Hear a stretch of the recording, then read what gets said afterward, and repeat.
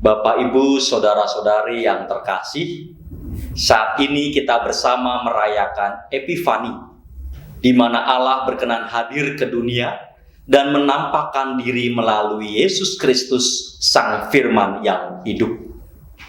Di dalam keterbukaan, Allah menyambut setiap orang untuk datang menyembahnya. Pujilah Tuhan, Sang Raja.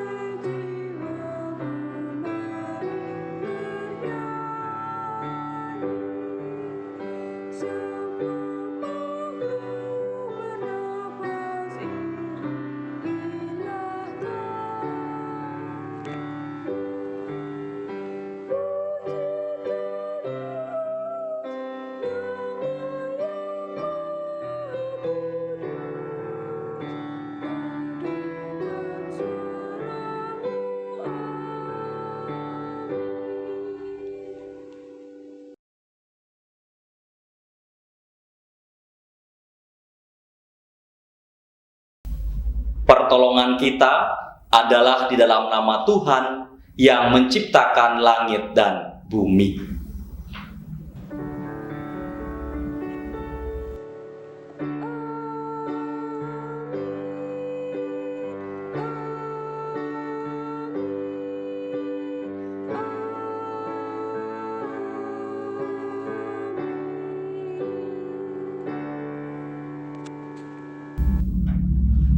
Kasih karunia, rahmat dan damai sejahtera dari Allah Bapa dan dari Tuhan Yesus Kristus dalam persekutuan Roh Kudus beserta saudara sekalian.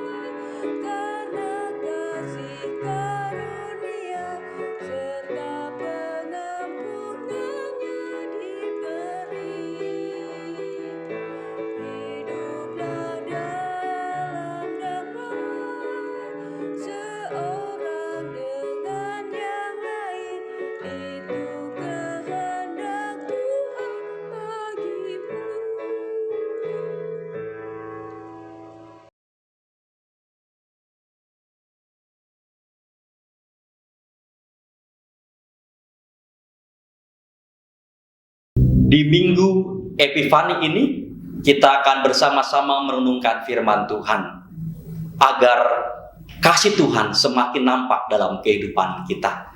Mari kita menyambut sabdanya di dalam doa. Ya Allah, kami bersyukur karena kami telah memasuki tahun yang baru, tahun 2021. Tetapi kami sadar pula Tuhan, ketika kami memasuki tahun ini, kami memasukinya masih di dalam masa pandemi. Masih banyak kekhawatiran, kecemasan, dan ketakutan yang menghantui kami.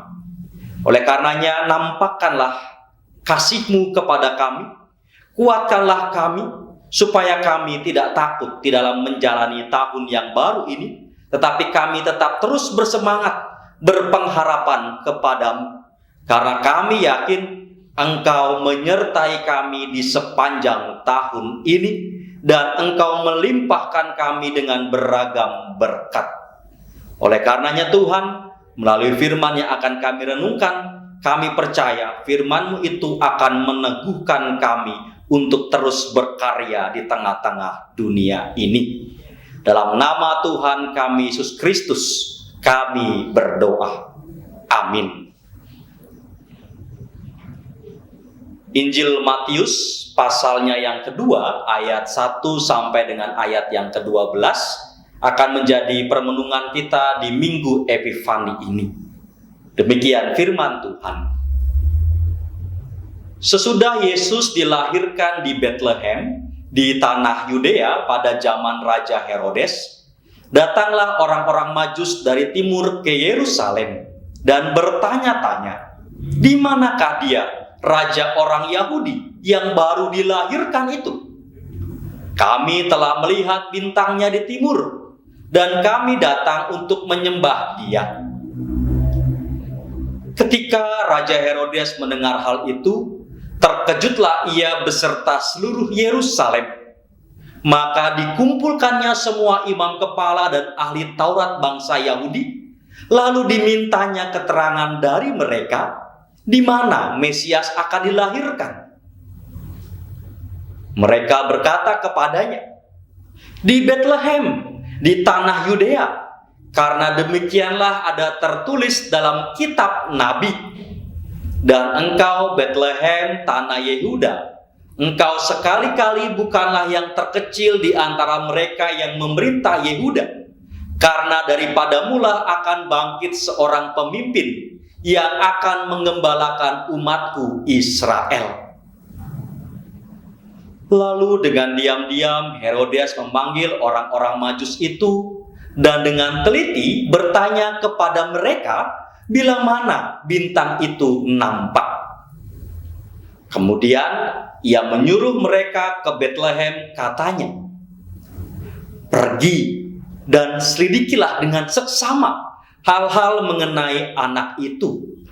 Dan segera sesudah kamu menemukan dia, kabarkanlah kepadaku supaya aku pun datang menyembah dia." Setelah mendengar kata-kata raja itu, berangkatlah mereka. Dan lihatlah, bintang yang mereka lihat di timur itu mendahului mereka hingga tiba dan berhenti di atas tempat di mana anak itu berada. Ketika mereka melihat bintang itu, sangat bersukacitalah mereka. Maka masuklah mereka ke dalam rumah itu dan melihat anak itu bersama Maria ibunya, lalu sujud menyembah dia. Mereka pun membuka tempat harta bendanya dan mempersembahkan persembahan kepadanya, yaitu emas, kemenyan, dan mur.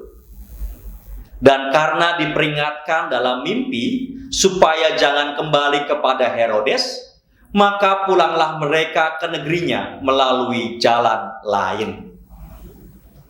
Demikianlah Injil Tuhan Yesus Kristus. Berbahagialah setiap kita yang mendengar dan memelihara dalam hatinya. Haleluya.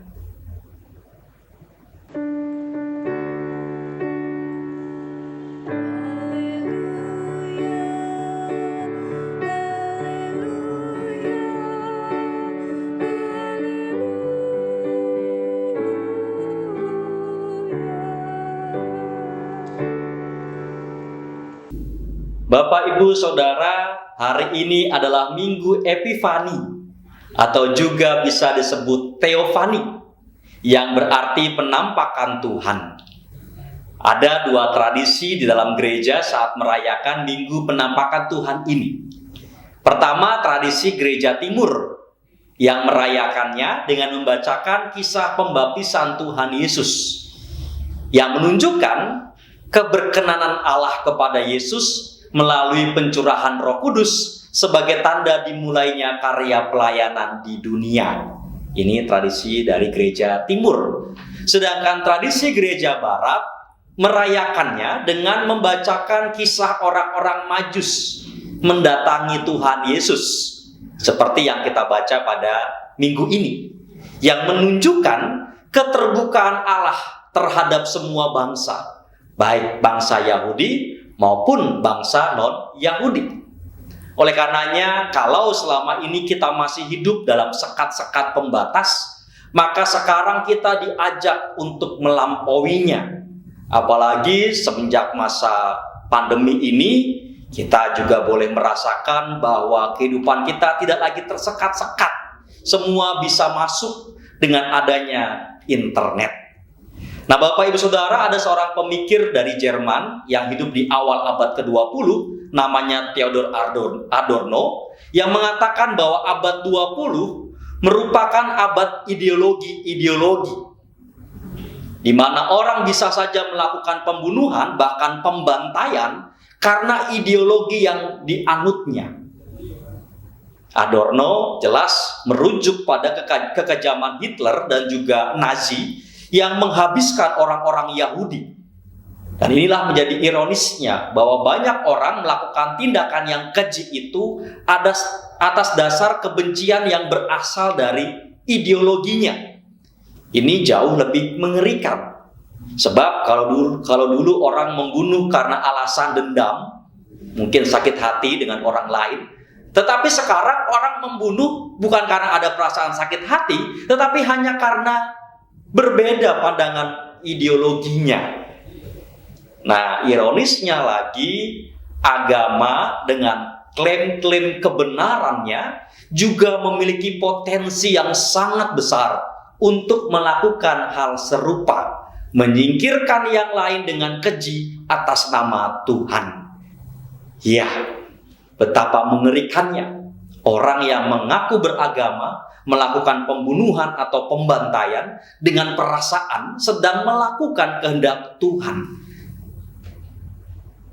Kita memang hidup dalam perbedaan dasar atau perbedaan primordial, yaitu suku, agama, ras. Itu perbedaan kita semua. Tetapi dengan ditambahnya perbedaan ideologi, ini menjadi sekat baru yang membatasi kita. Dan sekat ini perlu kita lampaui di abad ke-21 ini.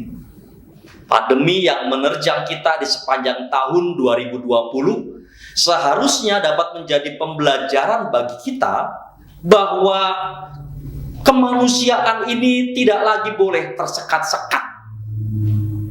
Tetapi jika kita masih memandang orang lain sebagai musuh dan membesar-besarkan perbedaan yang ada, apalagi perbedaan ideologi dibesar-besarkan, maka bersiap-siaplah kita untuk bisa terpuruk semakin dalam, di mana kita sudah terancam oleh virus COVID, kena resesi ekonomi, ditambah lagi dengan kerusuhan yang memecah belah persatuan bangsa.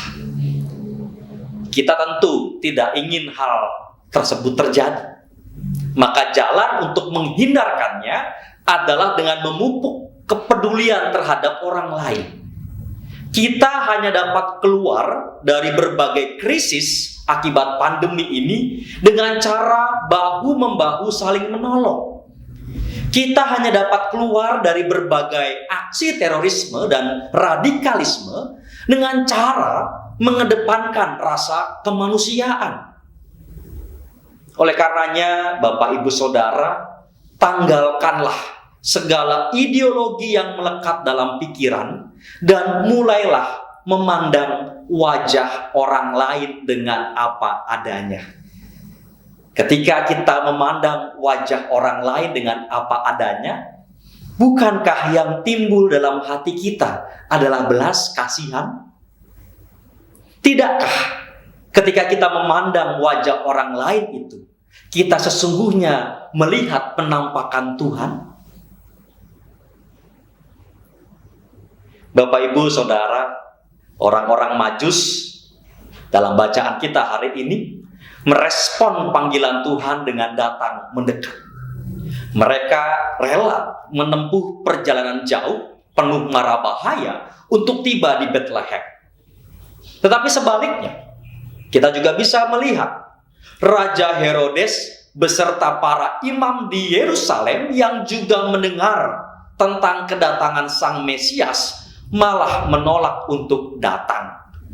Padahal kalau dipikir, jarak dari Yerusalem ke Bethlehem tidaklah terlalu jauh jika dibandingkan dengan perjalanan yang ditempuh oleh orang-orang Majus.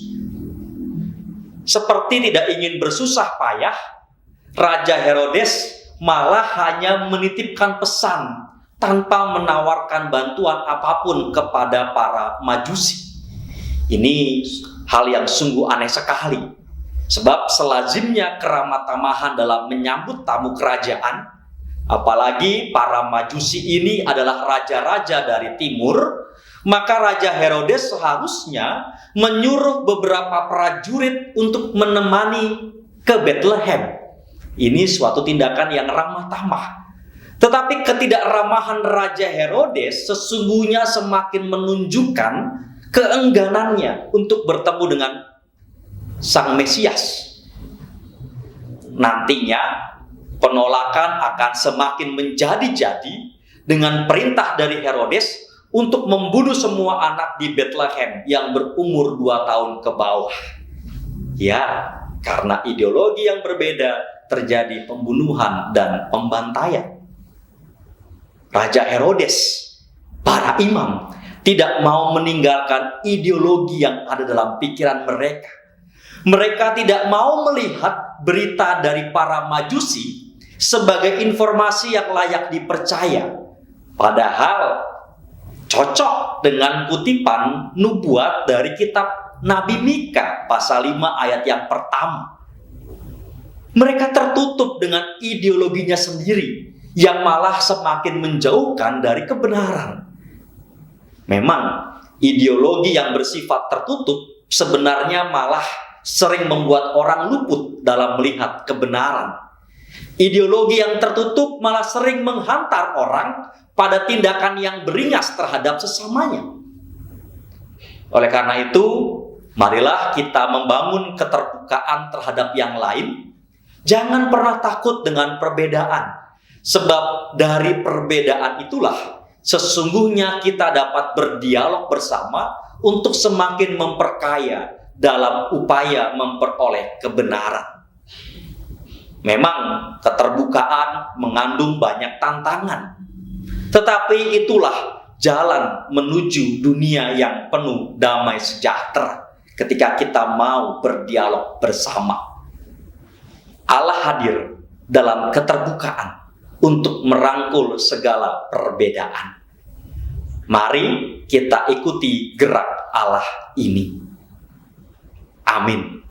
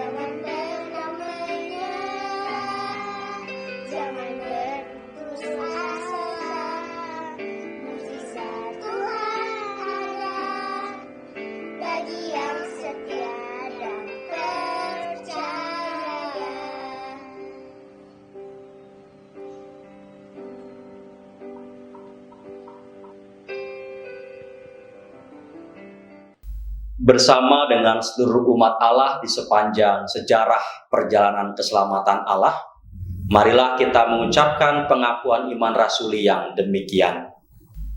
Aku percaya kepada Allah, Bapa yang Maha Kuasa, Khalik langit dan bumi, dan kepada Yesus Kristus, Anak yang tunggal Tuhan kita, yang dikandung daripada Roh Kudus, lahir dari anak darah Maria, yang menderita di bawah pemerintahan Pontius Pilatus, disalibkan, mati dan dikuburkan, turun ke dalam kerajaan maut. Pada hari yang ketiga, bangkit pula dari antara orang mati, naik ke sorga, duduk di sebelah kanan Allah, Bapa yang Maha Kuasa, dan akan datang dari sana untuk menghakimi orang yang hidup dan yang mati. Aku percaya kepada Roh Kudus, gereja yang kudus dan am, persekutuan orang kudus, pengampunan dosa, kebangkitan orang mati, dan hidup yang kekal.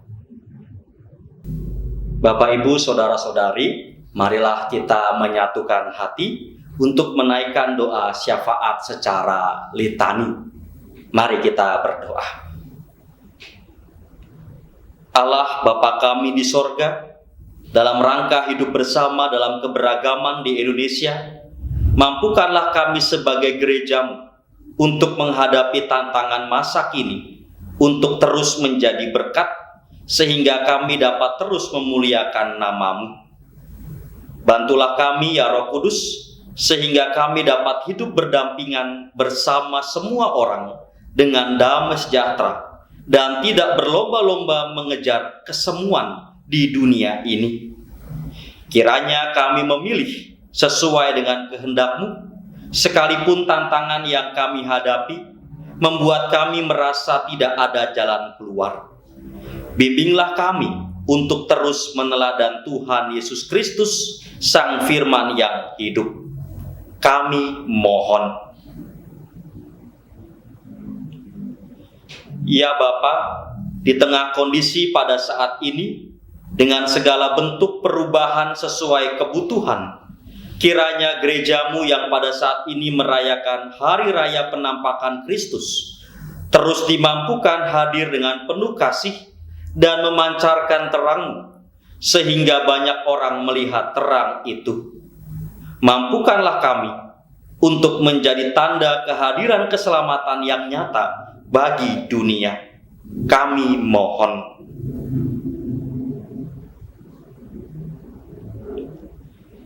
Ya Bapa, tolonglah saudara-saudara kami yang sakit, berikanlah pemulihan dan kesehatan.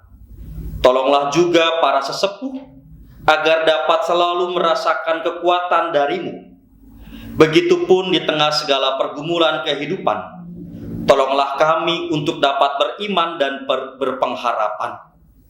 Kami yakin Engkau akan menuntun kami tiba pada kelegaan dan kesukacitaan.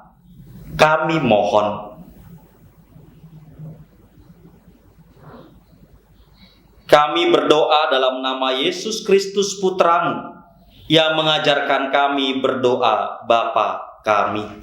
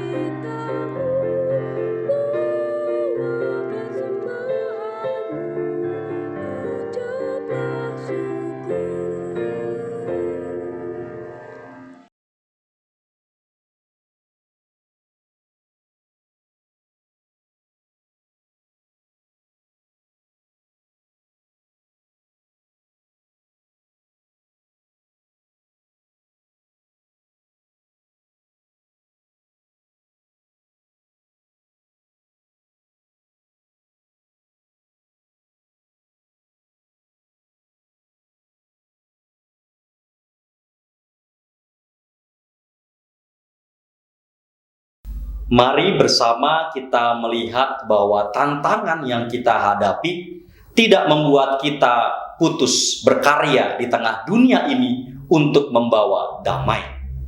Kiranya kita terus mengingat dan bersyukur atas setiap penyertaan Allah dalam kehidupan kita. Maka berkaryalah terus untuk menjaga perbedaan sebagai anugerah dari Allah, dan wartakanlah karya Allah dimanapun kita berada tanpa jemu. Arahkanlah hati saudara kepada Tuhan. Jadilah saksi Kristus. Terpujilah Tuhan. Lihatlah sekelilingmu.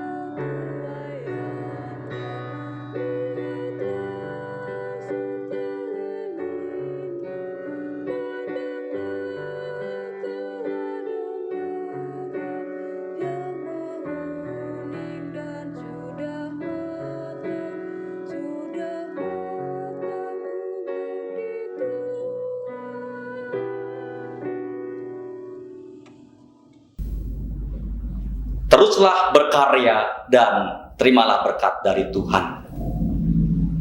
Tuhan memberkati saudara dan melindungi saudara.